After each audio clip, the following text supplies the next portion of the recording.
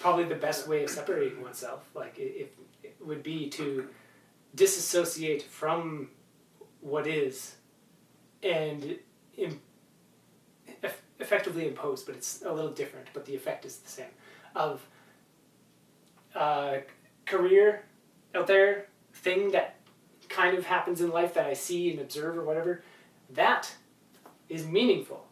And now it's like, bam, you've thrown the conjuring of this idea of meaning and purpose or whatever, and given it to something, and missed the doing of life to begin with. So now life has no meaning. The career does.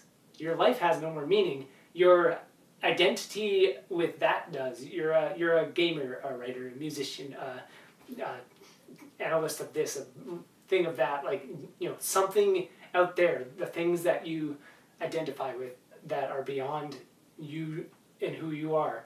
Then now those become the things that have meaning, and obviously in death, which is the thing that's happening all the time. You're always kind of trying to hold these identities in place. Like, yes, I own a fancy car. That's how you're identified. So I have a fancy car.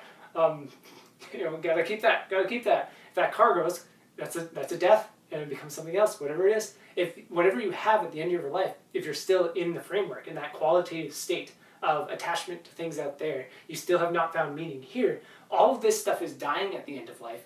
You are not actually dying. You are just perfectly going on like you have every single other moment of your entire life. Like, you're dying the same rate that you were when you were, like, the day you were born, on the day that you die. It's the same speed, the same everything, except more accumulation of attachments and all this other stuff, throwing it out there, so you have missed this. And that is how people lose their childlikeness, how they lose creativity, how they lose the luster of life, how they lose all the other memes you could throw around of people, what would I do if I redid it all again? Like, all that stuff, it's the same. And